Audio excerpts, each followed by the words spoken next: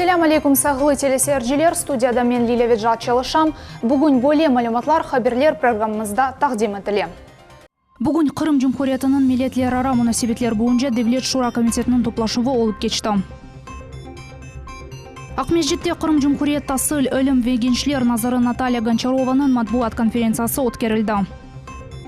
Бүгін Девлет милетлер ара комитетінің қол тұтуы елету керек маса кечірілді, анда халық дипломатиясы музыкер етілді. Русияге қаршы Америка Қошма Штатларының яны санкцияларыны тыш ішлер назырлығыны башы Сергей Лавров бөле тефсір етті. Дипломат айтқанына көре сынырлывлар невбетеке сефер себепсіз доғыру ерде кірсетілді. Ичінлері Американың малие назырлығыны Украинадаки вазиетіле бағлы оларақ шіркетлерге ве инсанларға қаршы санкциялар жедвеле кенлештірілді. Жедвелге Русия ве Донбасс мемурлар емде «Ночные волки» адлы байкер клубының экі векілі кірділер. Америкалы мемур айтты ки Русия-Минск анлашмаларыны бежермегеже санкциялар çalışacak. F-16 НАТО қырыжы учағы Балтика сулары үстінде Русия мудафа назары Сергей Шойгунын учағына яқынлашмаға тұрышты. Альянс учақлары Шойгуны о Калининградқа келген вақыт озғардылар. Бұл вақыт қырыжы учақ қанатларына қақып НАТО учағына өз күшіні көстірді. Кремльде бұл вақияны тефсір етмейіп, оны мудафа назырлығыне йоладылар. Хатырлатамыз, Чешімбек күні Калининград шәрінде Шойгу ғарби стратегик йоналіште қавсызлық суалеріне бағышланған Арби идаре коллегиясының чықыш топлашуыны кечірәжек. Бүгін Қырым Жұмхуриятының милетлер ара мұнасибетлер бойынша Девлет Шура комитетінің топлашуы олып кечті. Мебуслар реабилитерленген халқлар үшін ичтимаи дестек суалеріні музыкере еттілер. Мевзуны мұхбирміз София Шукурова девам ете. Қырым Жұмхурият Девлет Шурасының рейс Мавина Ремзи Ильясов қайдеткеніне көре бүгінгі күндері әбетірленген халықлар үшін ең бұйық проблемалардан бірі бұл ичтимаи дестек чарелеріне ақ олмасы үшін шайдетнамелер олмағаныдыр.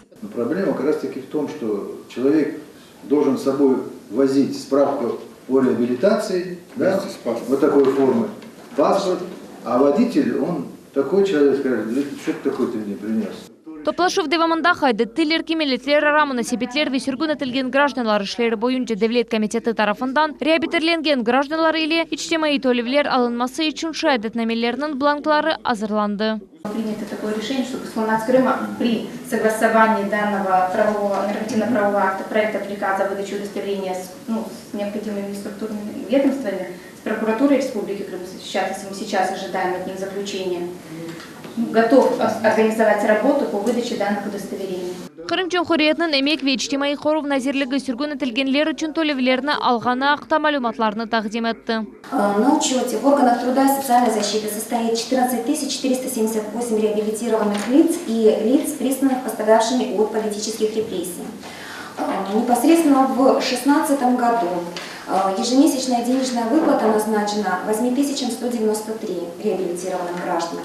За 6 месяцев 2017 года 10 848. То есть это мы говорим с вами о ежемесячных денежных выплатах в размере 500 рублей. Мебуслар әмді Русия Федерация гражданлықны сәделештірілген низамда алу механизмлерні музакире еттілер. Понятийный аппарат не внесено, то есть 62-й федеральный закон о гражданстве Российской Федерации, такого слова, как какие-то преференции, там, реабилитированные лица или депортированные или репрессированные, они просто отсутствуют. То есть, к сожалению, о гражданстве Российской Федерации никакие...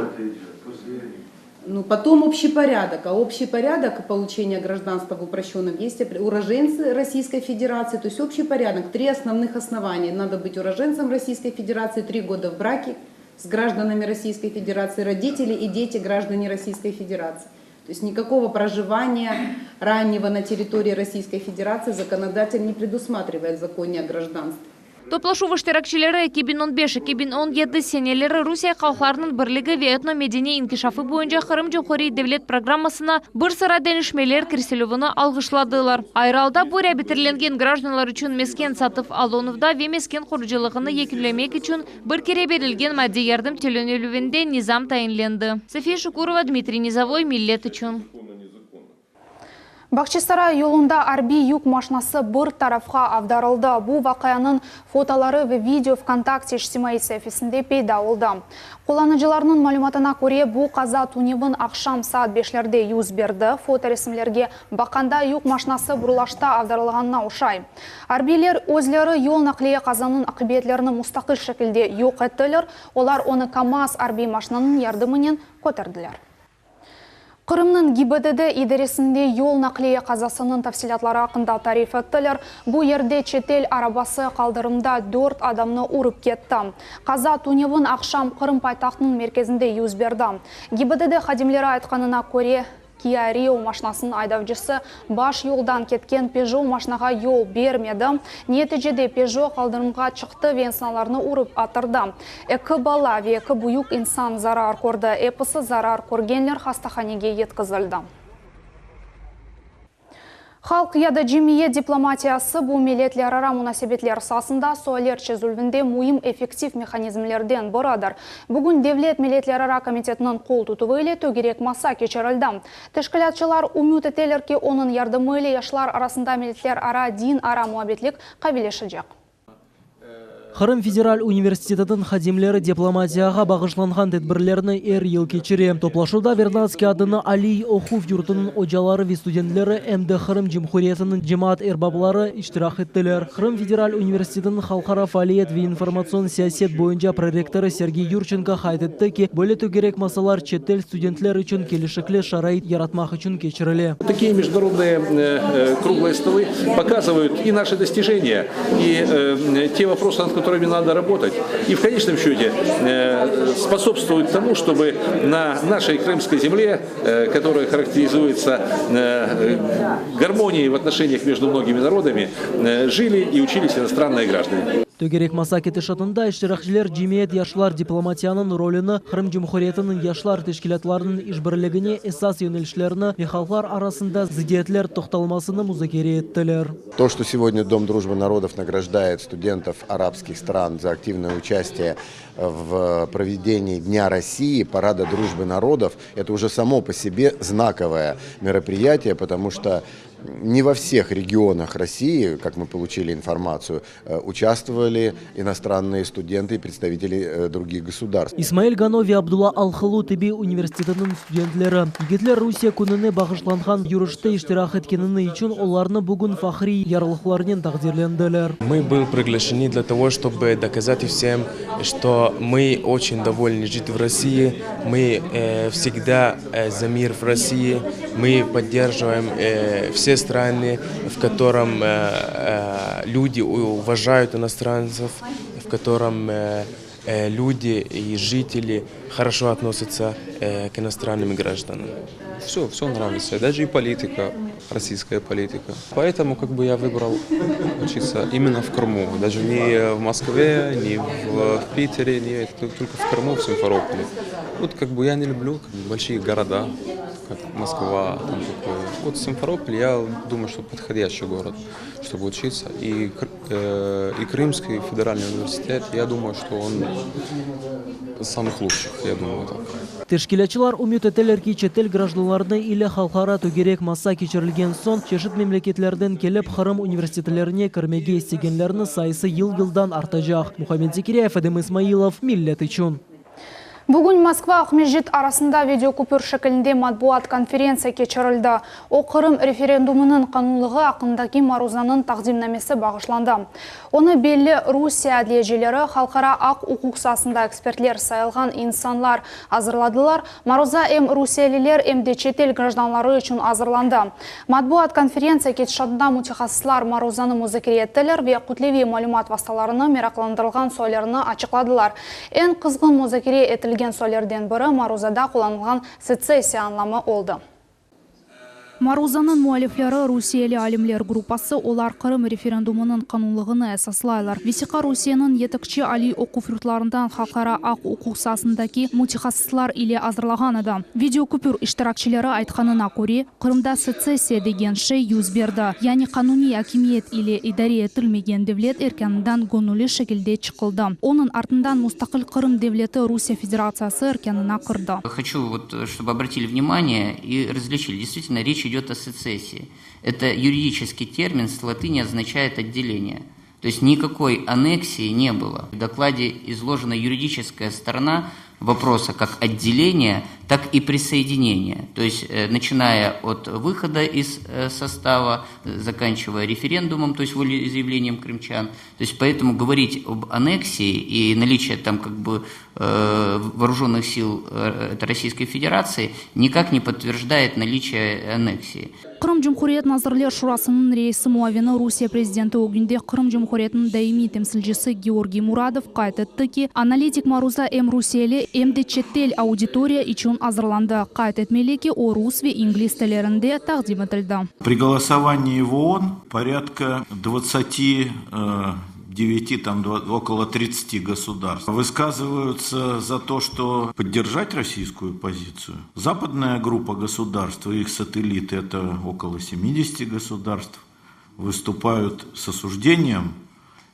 якобы оккупации, а почти 100 государств занимают нейтральную позицию. Вот на мой взгляд, самое важное – убедить эти 100 государств в том, что позиция наша юридически обоснована. Шаг за шагом проведен анализ всех действий, который связан был с референдумом в Крыму. Спикерлер қайт еттілер ки 2014 сене мартының 16-ында кешірілген референдумны кануни деп танымақ керек. У нас получаются двойные стандарты. История с Косово, история с Крымским полуостровом. В одном случае можно признавать, в другом нельзя. Получаются разные подходы, двойные стандарты. Это недопустимо в международном праве. Поэтому произошедший вынужденный референдум, по сути дела, направленный на защиту прав и законных интересов населения Крыма, необходимо все-таки признать легитимным. Я думаю, это будет и справедливо, и с правовой точки зрения обоснованно и законно. Ресми мәліматларға көре, 2014 сене ребергелерінің 96% Қырым Русияге қошылуына қол тұтты. Ақярда әсе бөле фақырны сайлавчыларының 95% білдірді. Лилия Виджат, Султания Меджид, Алишер Алимов, Миллет үшін. Қырымда ажыларының ашыламасы башлана. Бедава прививканы ажылар июль айында башлап алажақлар. Бұл уақытта Қырым мұсылманларының дини идаресінің матбуат қызметі яза, қайт етілеки муфтият векелері ажылыққа Саудия Арабистанға кетмек евел епылажақ ашылама жерияны мұзакер еттілер. Ашылма, яғни прививка алмақ үшін ажылар умуми невбетте тұрмақ керек дегілер, бұның үшін айры кабинет айрылды. Әрбір ажы ашылама етілгенні избатлаған халқара сертификат алажақ ве бұл весіқа 3 ел девамында қиылығыны жоймажақ деп қайтеті поликлиниканың башы кімі Людмила Петровна. Хатырлатамыз, ажылыққа азырлану бойынша екінші поликлиника ile береберлікте алып, барылған іш 2015 сене тішкіл олынған еді. Ақмеждетте Қырым Жұмхуриет Тасыл өлім ве генчлер назары Наталья Гончарованың матбуат конференциясы өткерілді. Оның кетішатында девлет нәтижеви аттестациясының бірінші нәтижелері ақында сөз үрсітілді. Тәфсилатлар Невбет Екелевханыздан. Қырым Жұмхуриетінде Русия Федерациясының әрбір регионында олғаны КБ 9 ве 11 сынып талебелері үшін девлет нәтижеви аттестациясының бірінші басамағы олып кетті. Аттестация екі шекілде тешкел олынды. 9 сыныфларда ачық девлет имтияны ве девлет чықыш имтияны олды. 11 сынып талебелері үшін есе екене девлет имтияны ве девлет чықыш имтияны кешірілді. Девлет нәтижеви аттестациясының кешірілуіні незарет еткен мутихасларының фікіріне көре имтиянлар заевсыз кетті. Мы имеем результаты по математике и искренне рада результату, потому что с базовым уровнем 70% выпускников 11 классов справились на 4 и 5 баллов. То есть качество образования базовой математики мы подняли по сравнению с прошлым годом в 2 раза. Достаточно успешно и большое количество ребят в этом году выбрали сдачу экзамена по иностранному языку. Иностранный язык проходил и в письменной, и в устной форме. Результаты также известны, и результаты на порядок выше, чем в прошлом году. Рус тілі бойынша девлет нәтижеви аттестациясының балары белі олмағанына бақмадан мезунлардың азырлық севиясы юксектор. В общей сложности проведено 65 экзаменов. 25 экзаменов проведено для выпускников 11 классов. и 40 экзаменов проведено для выпускников 9 классов. Особенно популярными среди экзаменов по выбору у нас по ЕГЭ было обществознание. Этот предмет в такой форме выбрало сдачу почти 2500 выпускников. Результаты сегодня мы уже знаем, результаты выше, чем в прошлом году, но реального опубликования и даже сказать так, обнародования результаты единого государственного экзамена пока не имеют, они пока анализируются, и в общий доступ, чтобы сравнить с другими субъектами Российской Федерации, мы будем иметь позже. Матбуат конференция кетишатында белли олды ки бу сене 9-нчы сынып талебелері ilk сефер 4 имтианны туттылар. Аттестат алмак үчүн бутун 4 фен боюнча яхшыба олмалы. Базы бір себеплерден имтианларны бермеген талебелер июль 1 күнү да бір кери имтианга келмек кереклер.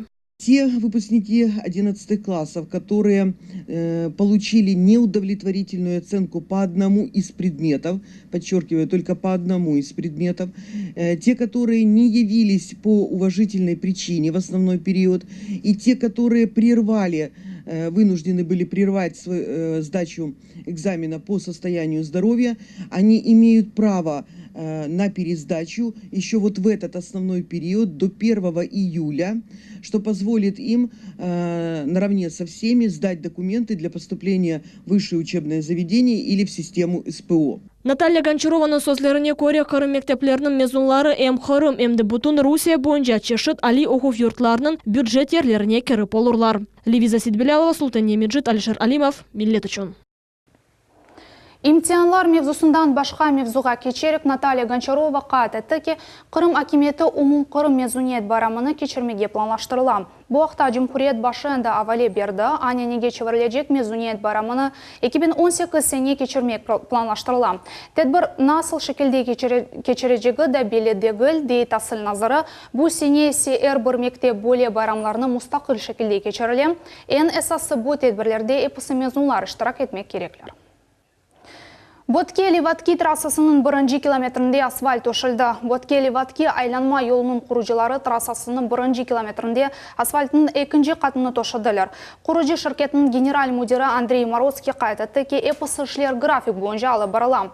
Шымдығы вақыта умуми ішінің дәртен бір пайы бежірілді, асфальт ямапсыз ве yolunun толу кенлігіне қоғылам. Бұндан ғары Боткели-Ватки айланма yolunda мобиль асфальт бетон заводы ерлештірілі.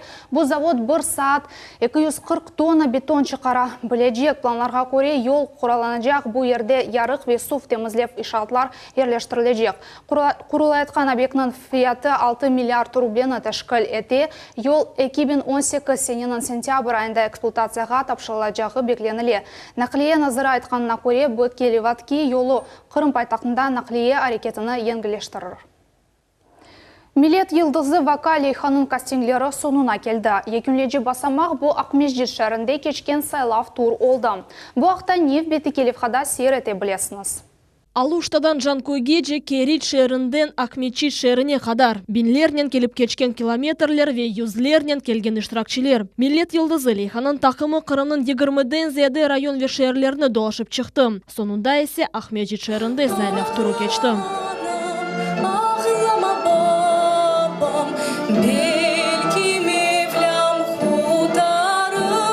Iştirakçiler emde jüri azaları kastинге mesuliyet ile azırlıq kordiler. Dülber sana kostümleri unikal repertuar ve mutixaslardan merahlı мастер-класслар да oldu. Вот, раздвигай. Мен буралы. Просто скажи, мен буралы. Возьми вот сюда и скажи, мен буралы. Мен буралы. Ну вот так надо и петь, как говоришь-то. Кастинг 3 saat devam etti. Kırım Tatar estradasının belli türküleri ve muellif kompozisiyaları yankıradı.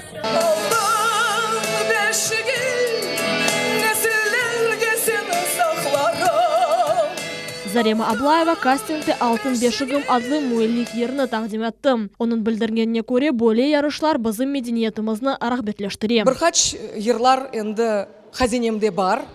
Хазинемізде егер керек olsa buyursunlar балалар жан жүректен сөздерін yazып берерім. 2 ay devamında bizim takımımız Kırım boyunca kezip en yaxşı yercilarını қыдырды. Әрбір көші өз уникаль сестлерінен қуандырды. En esası ise bu proyekt yaş istidatlarını tapmağa yardım etti. Замечательный проект, и действительно он очень нужен для поддержки молодых талантов. Здорово, что у Милет Йылдызы есть такая команда. Кастинглер биткенінен бізім ішіміз бітмей. Милет телеканалының сержілері чықарылған кастинглердің телеверсияны сереті білежеклер. Сонра есе яры финал ве финал олачақ. Тапсылятлы малюматны бізім іштимай ағларымызда ве сайтымызда тапа білесіңіз. Левиза Сидбелялова, Милет үшін. Шымдылық бұл эпосы малюмат саат 20:30-да кележек хаберлер информацион программасының Нариман Тарсинова ле қашырманыз.